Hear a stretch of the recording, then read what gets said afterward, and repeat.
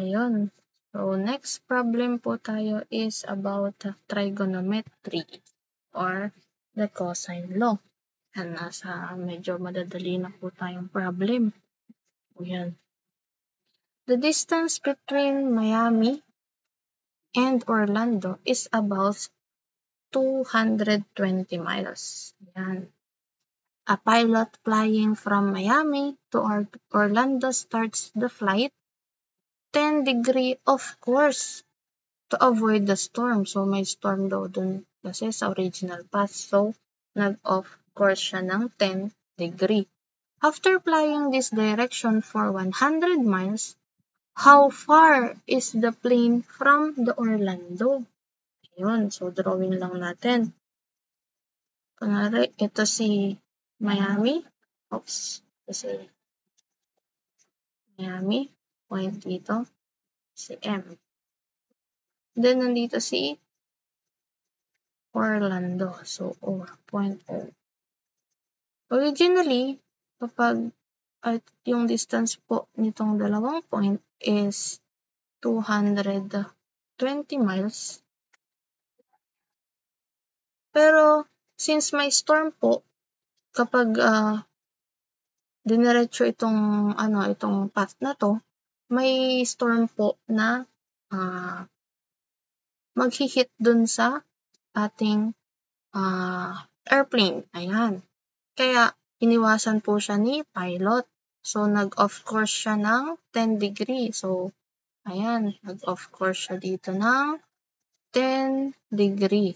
Ayan. So, dito na si airplane. Ayan. So, meron siyang na-cover na distance of 100 miles. Nalolo ko yung ating 10 degree. Okay, bahan ko yung kulay para makita. 10 degree. Ayun. Ngayon, how far is the plane from Orlando? So, hinahanap itong distance na to. So, distance x. Paano natin makukuha? So, meron tayong dalawang pwedeng gamitin na method. Manual computation, which is the cosine law. Ayan. And also the complex mode in our calculator. So, dito muna tayo sa cosine law. Ano ba yung cosine law, di ba? C square is equal to A square plus B square minus 2AB cosine of angle. Si C, ito. Si X, dito. A and B, yung dalawang side ng triangle po natin. And yung cosine theta, yung theta na ito, opposite po nung distance na kinukuhanan natin. So, in this case, i-cancel lang natin, square root na lang po natin ito para makancel yung square.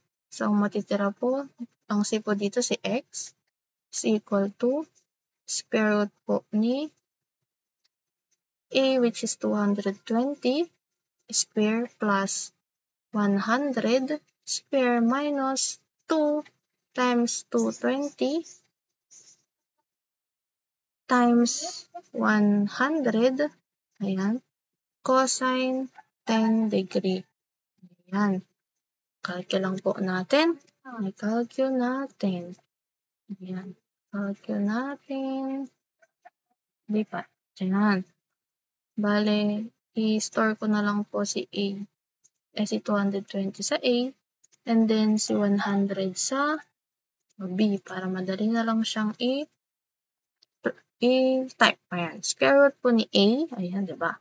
Square plus B square minus 2 times AB cosine ng 10 degree. Ayan. Ang sagot po natin ay 122.8.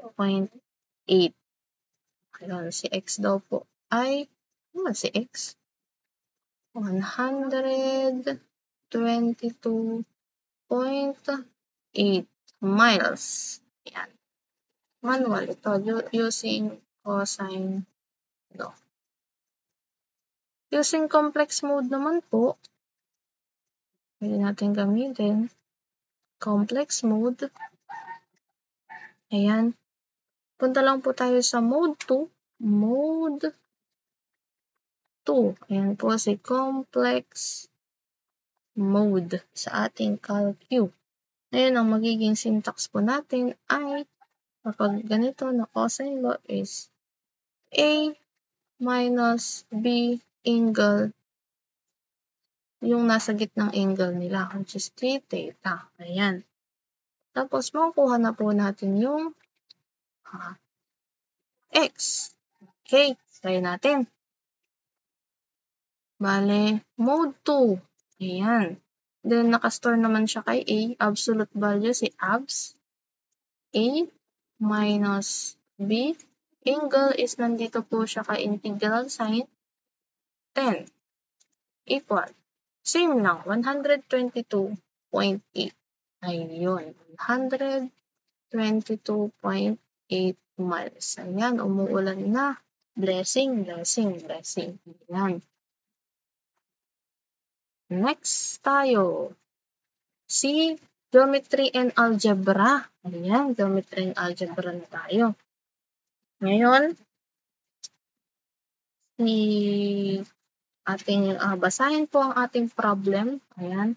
The measure of angle of a convex polygon form an arithmetic sequence. Ayan. The least measurement in sequence is 85 degree. The greatest measurement is 215. Find the number of sides of the polygon. So, kapag sinam natin yung di ba meron tayong formula kung paano makuha yung angle ng polygon, which is, sabihin natin S angle is 180 and minus 2. Yan, familiar tayo dyan. Ngayon, meron din tayong formula for sum of the arithmetic sequence, which is yung Sn ay n over 2 times first term plus the nth term. Ayan. Dito, sabi, yung angle daw ng polygon is in arithmetic sequence. So, ibig sabihin, kapag pinag-add mo pala yung mga angle ng polygon, makukuha mo yung total na angle.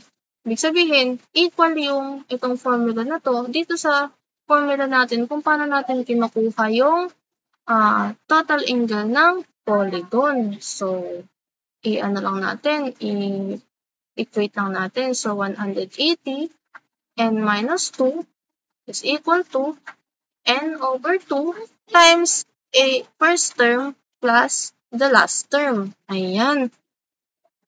Ang hinahanap po natin dito ay si number ng side. Ayan si n. So, 180 n minus 2 is equal siya kay n over 2. Ang first term po natin ay 85 and our last term is 215. Ayun. So, ang n po natin ay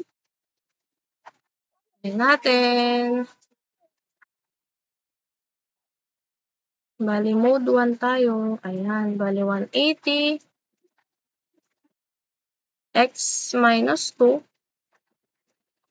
is equal to alpha x over 2 times 85 plus 215. Shift solve.